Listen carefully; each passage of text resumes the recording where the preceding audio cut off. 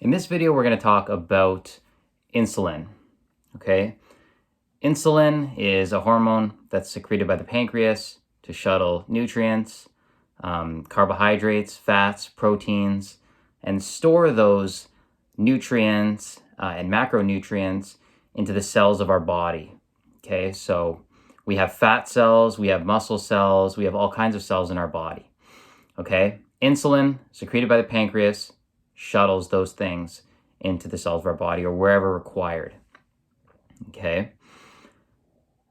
Most people struggle to lose weight or lose fat because the hormone insulin is produced and secreted constantly. Every time that you eat, actually, that hormone is released, okay? The foods that cause the highest spike in insulin, so the secretion of insulin from our pancreas into our body, is carbohydrates. And going into a little more depth here, carbohydrates that are high on the glycemic index. These are rices, potatoes, breads, whole grains, fruits that are high in fructose, which is one of the sugars that are in fruit, such as apples, bananas, oranges. What most people will go out and do is snack on these things multiple times a day. People will have a banana with them for energy. People will have an apple with them for energy. That's because carbohydrates are the most dominant form of energy within most people's body, okay? Carbohydrates block fat burning. Okay, now you're probably thinking, well, carbohydrates are probably bad. I can't have carbohydrates. That's not the case, okay? You cannot have carbohydrates at every single meal every day. Most people are eating 4, 5, 6, 7 times a day, and this doesn't include snacking, okay? When you're driving, whatever, hanging out with friends, whatever it is, there's always food around. Every time you eat food, okay, and that includes protein, carbs, and fats, there is an insulin spike. When you combine all these macronutrients together, the carbohydrates, fats, and protein, there's a higher insulin spike, okay?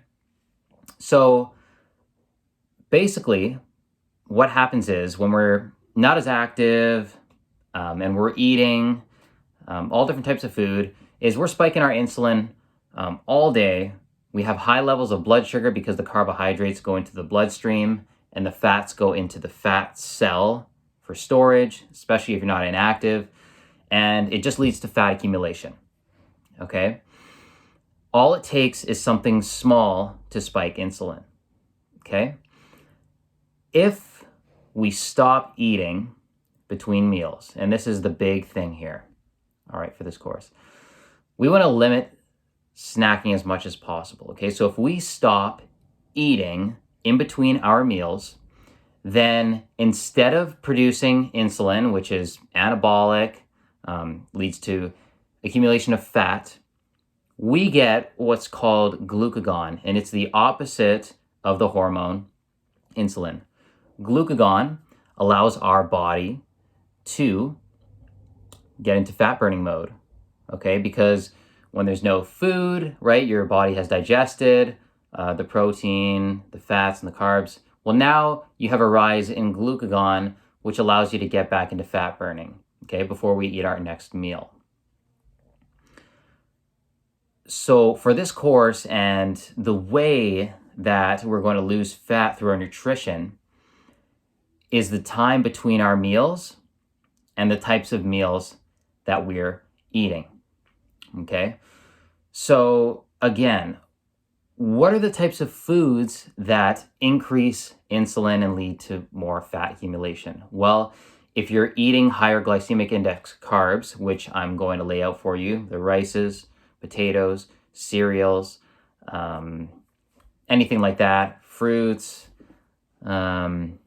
snack bars, especially the ones that you buy off the shelves, granola bars, stuff like that have protein, carbs, and fats. Those are the ones that are going to spike your insulin the highest. Okay, so we want to avoid those packaged foods as much as possible. Okay, that is your best chance to limit fat accumulation. Okay, when you eat those foods as well, like I said, most people aren't exercising them off. Okay, so when those carbs are in the bloodstream and you're not moving or not doing anything, well, those are just going to go to storage.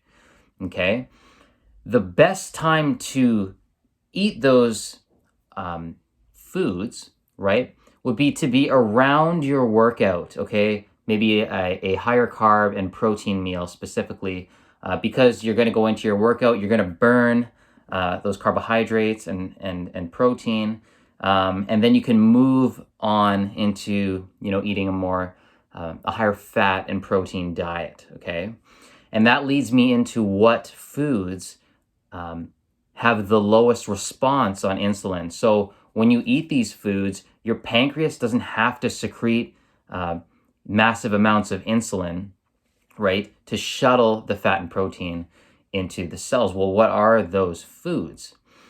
Those foods are the ones that are lowest on the glycemic index.